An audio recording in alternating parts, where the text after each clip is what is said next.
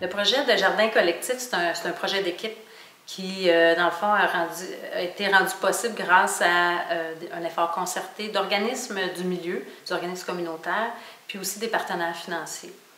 Donc, on a rassemblé l'ensemble des acteurs qui avaient parlé de jardinage urbain dans leur plan d'action ou dans les orientations qu'ils voulaient développer au cours de l'année. Et puis, cette rencontre a vraiment permis de vraiment voir les différentes expertises qui pouvaient être mises à profit dans ce projet-là, dans le développement du jardinage urbain. Donc, autant il y a des acteurs qui pouvaient être impliqués au niveau de la promotion, d'autres qui pouvaient porter un projet de jardin au sein même de leur organisation. On a 4 jardins collectifs à Granby. Les porteurs sont l'OMH et en particulier le HLM du Carré-Joyeux où il y a un jardin collectif. Un autre jardin collectif est situé au Partage Notre-Dame. Ce qui est impressionnant, c'est que lorsqu'on met les graines en terre, c'est qu'on commence à nu, c'est sûr. Lorsqu'on voit notre résultat, c'est très valorisant. T'sais, on se dit, oh, on a fait un beau travail. J'aime cultiver la terre, échanger, apprendre des nouvelles façons de cultiver. Ici, à la Maison des Jeunes, on a 2 volets jardinage. On a un premier volet qui est installé depuis une quinzaine d'années, qui est le volet collectif. C'est le jardin de la Maison des Jeunes, donc c'est le jardin des jeunes.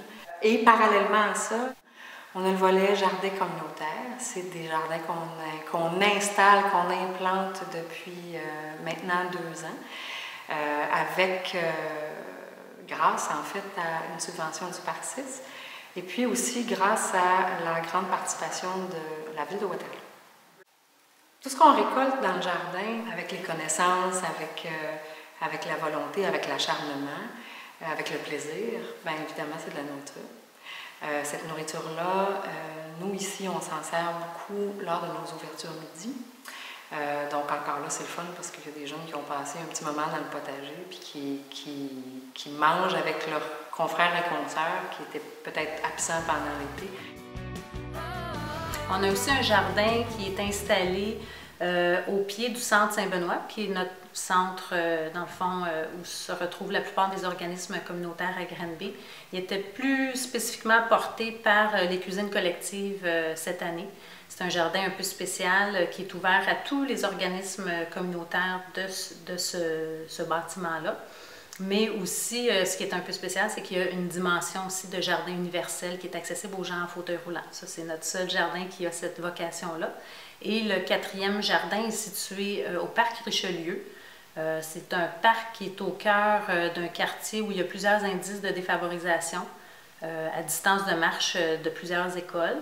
Et ce qui est intéressant, c'est qu'on y retrouve là un bel amalgame d'usagers, des participants qui sont soit des voisins du quartier ou encore des élèves de l'école ou pendant l'été, les enfants du camp de jour.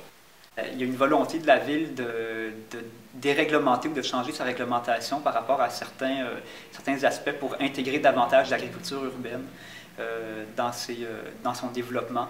Donc, par exemple, il y a eu le développement d'incroyables comestibles sur la rue principale, donc qui vise vraiment à faire pousser des plantes. Au lieu de faire pousser des plantes ornementales, on prend des plantes comestibles et on les offre à la population, finalement. Un autre des points forts de ce projet-là, c'est l'engagement de la ville de Granby à l'égard de la pérennité de ces jardins-là, parce qu'ils ont pris place grâce à une subvention, mais qui était limitée dans le temps.